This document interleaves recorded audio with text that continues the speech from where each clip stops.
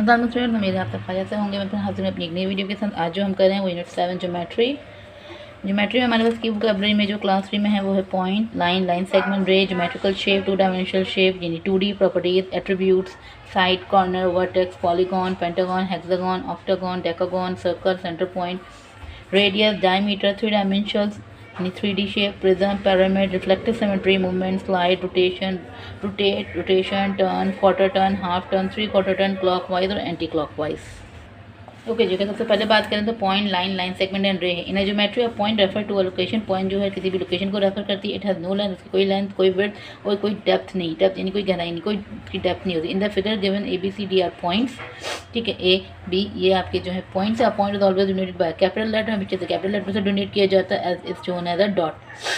A line that is extended on both sides forever is a straight line। दोनों side पर जो line extend होती रहे वो आपकी स्ट्रेट लाइन होता है। Straight line has no end point, इसके कोई भी एंड पॉइंट नहीं होते। Look at the given below. पर आपके पास ये डॉट आ गया तो ये और ए बी का एंडिंग पॉइंट हो जाएगा। लेकिन अगर यहाँ पे ये इस तरह से एक्सटेंडेड दिखा रहे हैं तो ये लाइन एक्सटेंड है, ठीक है। तो यहाँ पे ये पॉइंट आ गया, लाइन आ गया, लाइन सेगमेंट आ गया। What is the shortest distance between A and B? The shortest distance between A and B the segment of a straight line and is denoted by as A B. Line segment की बात अगर मेरे को क्या है कि ओ और B यानी कि यहाँ पर ये मेरी लाइन सेगमेंट खत्म हो गई। यहाँ से शुरू होकर यहाँ ये 2 पॉइंट थे, इन्होंने से डिनोट करवा दिया कि भाई ये मेरी एक लाइन सेगमेंट है क्योंकि इसके 2 एंडिंग पॉइंट्स हैं।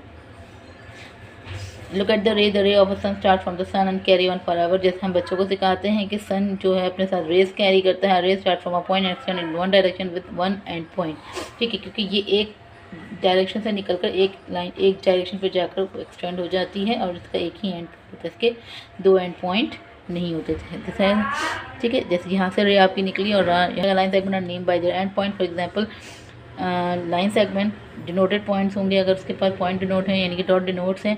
लाइन रे है तो वो आपका लाइन सेगमेंट है, और जबकि रे जो है already an end point falls on example. यहाँ पे ये इसका एंड पॉइंट है, यहाँ से ये एक्सटेंड हो रही है, ये एक्सटेंड होती जा रही है, ठीक है। दूसरी लाइन से एक्सटेंड नहीं होगी, सिर्फ ये एक जगह से एक्सटेंड होगी। ओके जी, नेक्स्ट है measuring and drawing line segment. Several objects like pen, pencil, sticks, paper clip, razor and chocolate bar and so on can be measure conveniently in centimetre and millimetre. Centimetre को millimetre में, millimetre को centimetre में convert किया जा सकता है। आपको पता है छोटी चीज़ों को सेंटीमीटर और उससे छोटी चीज़ों को मिलीमीटर में मेजर किया जाता है। चलेंगे measure the length of the following lines to the nearest centimetre, millimetre. Centimetre और मिलीमीटर के नियरेस्ट जो है हमें इसको बताना है कितने नियरेस्ट। अच्छा, सेंटीमीटर को मिलीमीटर को सेंटीमीटर में चेंज किया जा सकता है, ठीक है। सेंटीमीटर और मिलीमीटर में चेंज करूँगी तो वो डेसिमल फॉर्म में चला जाएगा। तो सबसे पहले हम लाइन को मेजर कर लेते हैं।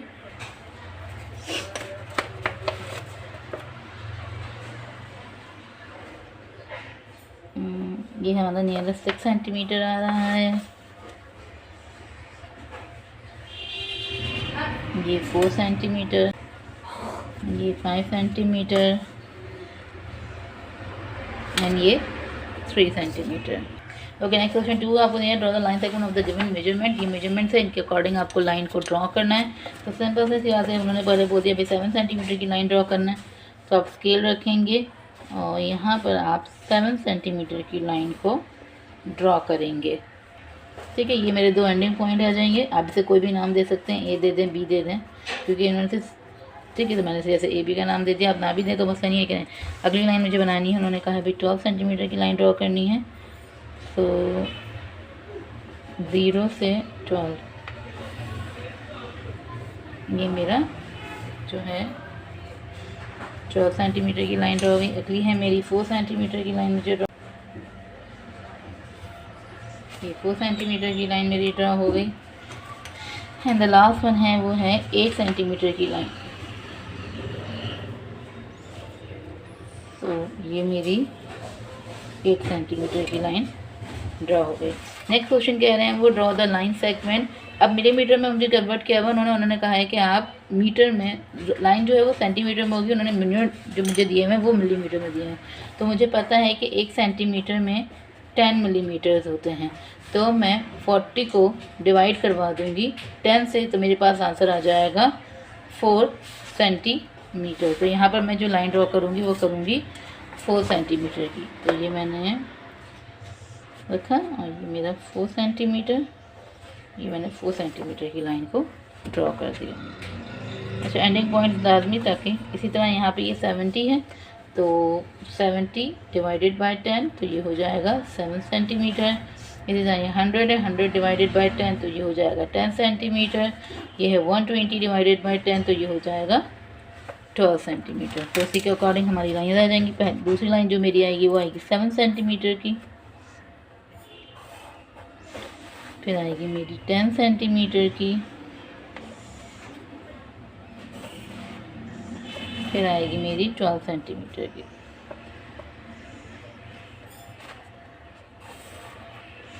ठीक है, दोनों के एंडिंग पॉइंट्स हैं क्योंकि ये लाइन सेगमेंट है आपकी, रे नहीं बोला है, एक्सटेंड। ठीक है, ये लाइन सेगमेंट है आपकी।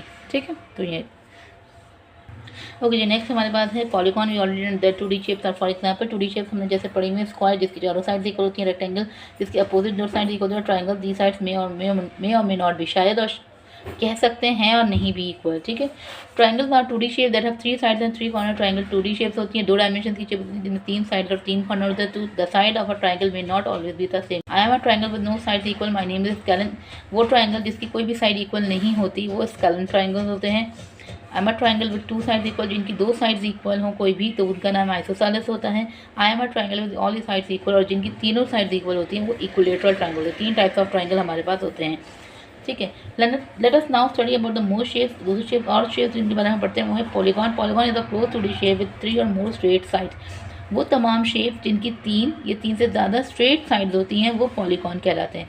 Poly means many, gone means angles. ठीक है, पॉली मीन्स यानी बहुत सारे, और गॉन का मतलब होता है आपके पास angle.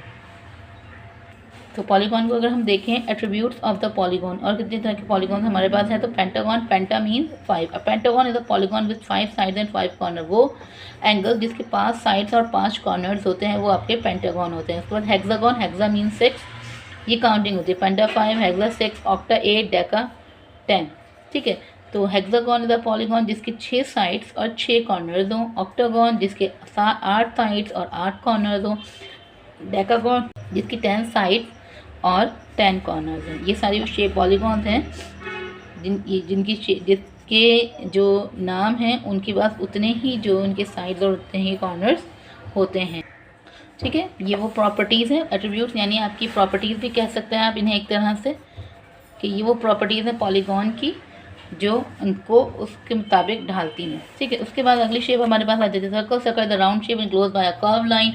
Every point on the curve line is at the same distance from the centre of the circle. ठीक है, कर्व लाइन होती है डिस्टेंस का, जहाँ से चारों तरफ जितना भी आप डिस्टेंस मेजर करेंगे वो सेम होगा। The line from the centre any point of the boundary is called radius. बीच में जो पॉइंट होता है, यहाँ से यहाँ तक का जो डिस्टेंस होता है वो आपका रेडियस होता है। The line joining 2 point on the boundary and passing through the centre is called diameter. और ये जो लाइन पूरे यहाँ से यहाँ तक को ज्वाइन करती है वो आपका डायमीटर होता है।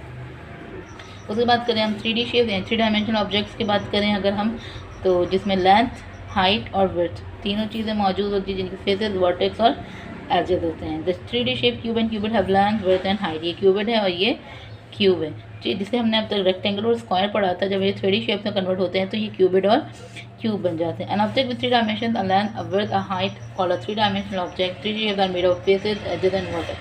3D शेप्स क्या बनाते हैं भाई, इनके फेसेस, एजेस और वर्टेक्स बनाते हैं। The flat part of 3D shape is called the face of the shape. ये जो फ्लैट फेस शेप सरफेस होती है इसे फेस कहा जाता है। The straight line that separate the face and called the edge. Vertex is the corner of the shape. ये आपके एजेस होते हैं, ये आपकी वर्टेक्सेस होते हैं। ठीक है, इसी के बाद है अगर हम 3D शेप देखें तो prism. Prism the 3D object with 2 ends are similar, equal and parallel. अब प्रिज्म क्या होता है, वो 3D ऑब्जेक्ट जिसके 2 एंड्स सिमिलर, इक्वल और parallel. Cuboid, triangular prism, hexagonal prism, pentagonal. इसके बाद बात करें पैरामिड की। Pyramid is the 3D object with base and a flat triangular face with join and a common point called apex.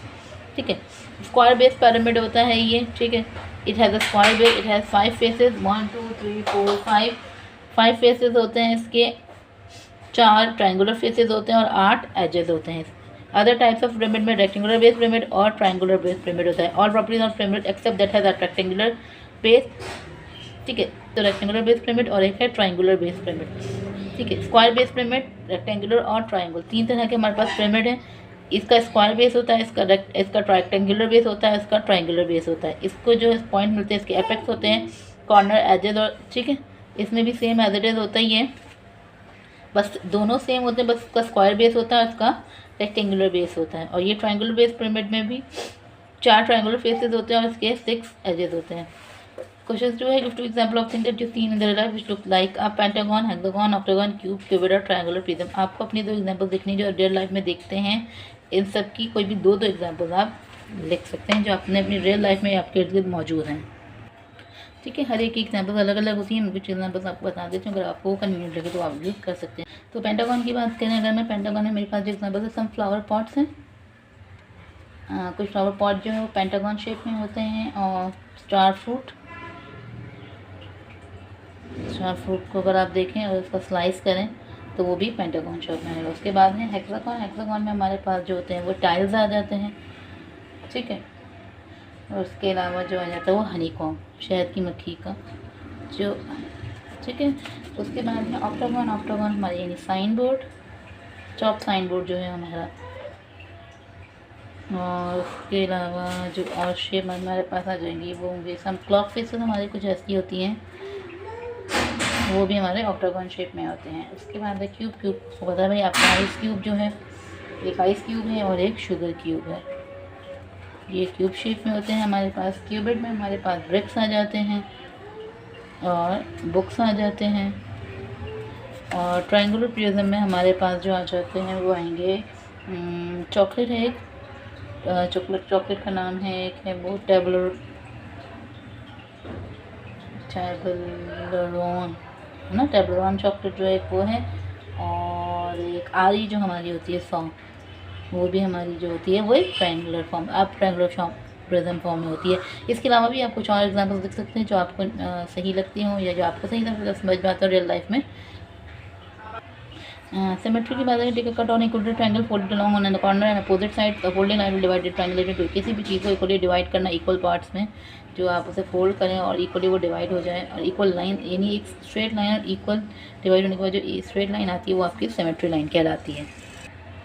The folding line is the line of symmetry of the equilateral triangle. There are 3 lines of symmetry in the equilateral triangle of shown. Equilateral triangle को 3 तरह से आप इक्वलिटरी divide कर सकते हैं, इस तरह से, इस शेप में और इस शेप में फोल्डिंग में। ठीक है, इस तरह फोल्ड करें, इस तरह फोल्ड करें या इस तरह फोल्ड करें। There the 1 line of symmetry. Isosceles triangle में सिर्फ एक लाइन ऑफ सिमेट्री होता है। इस लाइन और इस लाइन में अगर आप फोल्ड करेंगे तो वो सिमेट्री लाइंस नहीं आएंगी। Shape symmetry are called symmetric shape, जिनकी सिमेट्री होती है शेप यानी कि डिवाइड हो सकती हैं वो सिमेट्रिक शेप होते हैं। The line of symmetry that divide the shape into 2 identical part. जो लाइन ऑफ सिमेट्री होती है किसी भी शेप को 2 आइडेंटिकल पार्ट में डिवाइड करती है, which are mirror image of each other, जो एक दूसरे की इमेजेस होती हैं एक जैसी। इसको रिफ्लेक्टिव सिमेट्री कहा जाता है। आप उसे देखें ऐसे देखें, दोनों एक जैसी सेम लगती हैं। एक्सरसाइज की तरफ बढ़ते हैं इसकी।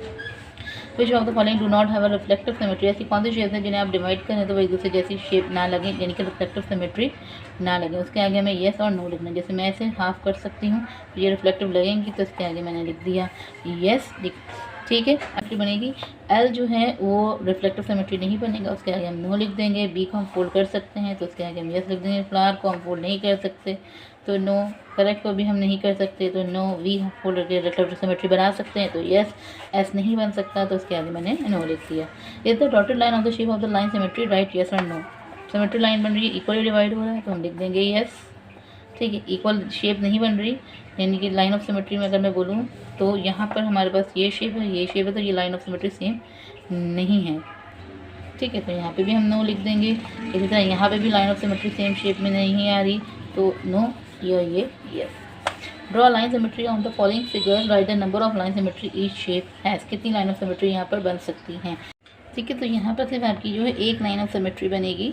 ठीक है, यहाँ पर स्टार है तो एक 1, एक 2, एक 3 एंड एक 4, यानी कि यहाँ 4 लाइन ऑफ सिमेट्री बनेगी। यहाँ पर आपके पास 1 एंड 2, यहाँ पे 2 लाइन ऑफ सिमेट्री बनेगी, यानी कि 1 1, यहाँ 4 और यहाँ पे 2 लाइन ऑफ सिमेट्री बनेगी। Identify the line of symmetry in shape. कितनी लाइन ऑफ सिमेट्री है यहाँ पर आपके पास आइडेंटिफाई करना है आपको।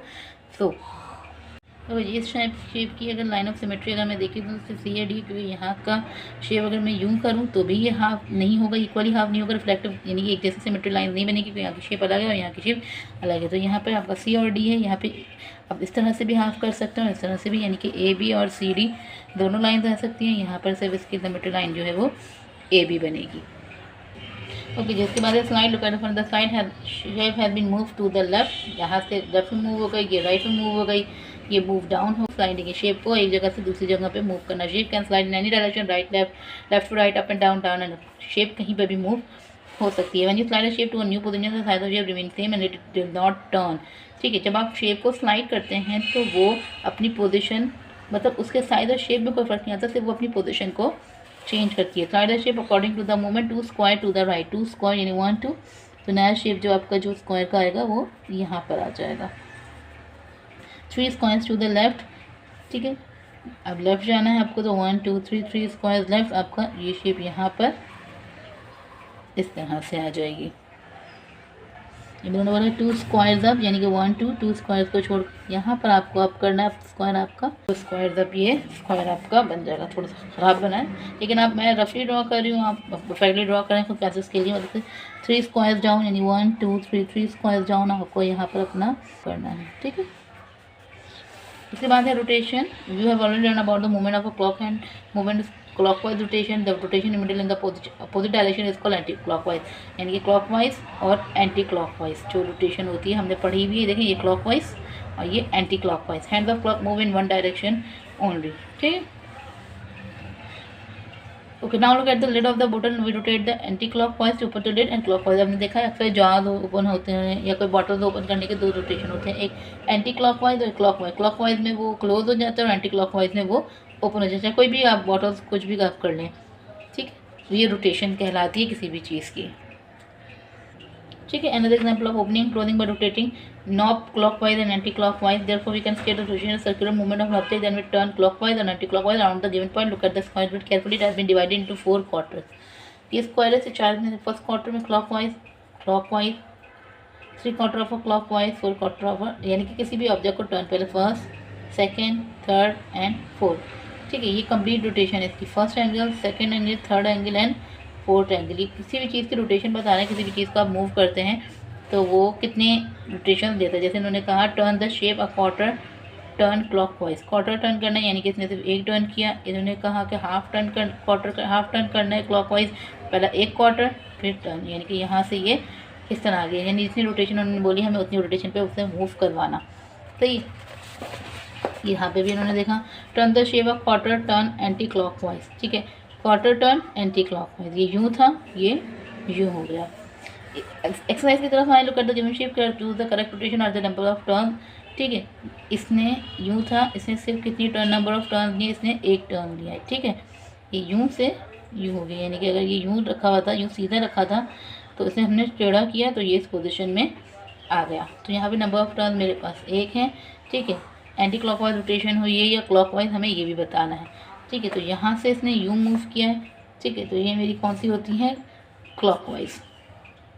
ठीक है, और अगर मैं ऐसे कहूँगी भाई मैं एंटी क्लॉकवाइज अगर से मैं घुमाऊँगी तो यानी कि एंटी क्लॉकवाइज में ये पहले 1 फिर 2 और फिर 3, यानी कि यहाँ पे एंटी क्लॉकवाइज में ये 3 रोटेशन लेगा। ये यहाँ से अगर मैं क्लॉकवाइज में से कहूँ, ठीक है, मुझे रोटेशन बनाने के लिए बोथ क्लॉकवाइज या एंटी क्लॉकवाइज दोनों टाइम में मुझे 2 टर्न इसे देनी होंगी। जैसे कि एक यूँ और फिर जब ये वापस से टर्न होगा तो ये यूँ हो जाएगा, चाहे मैं इस तरफ से दूँ चाहे मैं इस तरफ से दूँ, तो ये 2 रोटेशन लेगा। उसके बाद ये है कि क्लॉकवाइज और anti clockwise number of turns, एक ये यूँ है, फिर जब मैं इसे यूँ घुमाऊँगी तो ये यूँ हो जाएगा, फिर जब मैं इसे घुमाऊँगी तो ये यूँ हो जाएगा, फिर से जब घुमाऊँगी तो यूँ, तो यानी यहाँ पे ये 3 रोटेशन लेगा। ठीक है, मैं यहाँ से अगर इसके मूवमेंट यानी क्लॉकवाइज शुरू करूँगी तो ये 3 रोटेशन लेगा, और अगर मैं एंटी क्लॉक में से यूँ ही घुमाऊँगी तो ये 1 ही रोटेशन लेगा। सही है, आप चीज़ों के ये जो ऑब्जेक्ट्स हैं इनको सामने रख के बच्चों को जब रोटेट करवाएंगे तो उन्हें ज़्यादा आसानी से समझ में आएगा बनस्बत कि मैं यहाँ पे किसी चीज़ को बताऊँगी। जैसे अगर मैं कहूँ कि यहाँ पे ये मैंने स्माइली फेस बनाया हुआ है। ठीक है, अब ये स्माइली फेस है तो मैंने इससे कहा कि भाई मुझे इसे रोटेट करना था इस मूव में, तो मैंने इसको, ये यूँ था, मैंने इसे यूँ रोटेट कर दिया। ठीक, तो किसने क्लॉकवाइज इसने ली, 1 ली, लेकिन जब ये यूँ है तो जब मैं इसे यहाँ पर एंटी क्लॉक में लेकर जाऊँगी तो पहले ये 1, फिर ये 2 और फिर ये 3, तो इस तरह से इसने ये 3 रोटेशन दी। तो बच्चों को ऑब्जेक्ट के जरिए समझाएंगे तो उन्हें ज़्यादा बेहतर समझ में आएगा रोटेशन का कॉन्सेप्ट। तो यहाँ पे हमारा यूनिट 7 ज्योमेट्री कंप्लीट होता है। इंशाल्लाह फिर मुलाकात होगी एक नई वीडियो के साथ, नए चैप्टर के साथ। तब तक के लिए दुआ में याद रखिएगा। अल्लाह हाफ़िज़। फिर वही बात, मिले थे वो तमाम व्यूअर जो मेरी वीडियोज़ देखते हैं, पसंद करते हैं, ज़रूर चैनल को सब्सक्राइब किया करें, वीडियोज़ को लाइक करें, शेयर करें, ताकि आगे दूसरों तक वीडियोज़ पहुँच सकें। और फिर कोई और नई वीडियो या कोई चैप्टर आपको किसी क्लास का और से चाहिए तो आप मुझे ज़रूर कमेंट करें। तब तक के लिए दुआ में याद रखें। अल्लाह हाफ़िज़। अगर आप लोग को ये वीडियो पसंद आई है तो इसे लाइक करें, कमेंट करें और सब्सक्राइब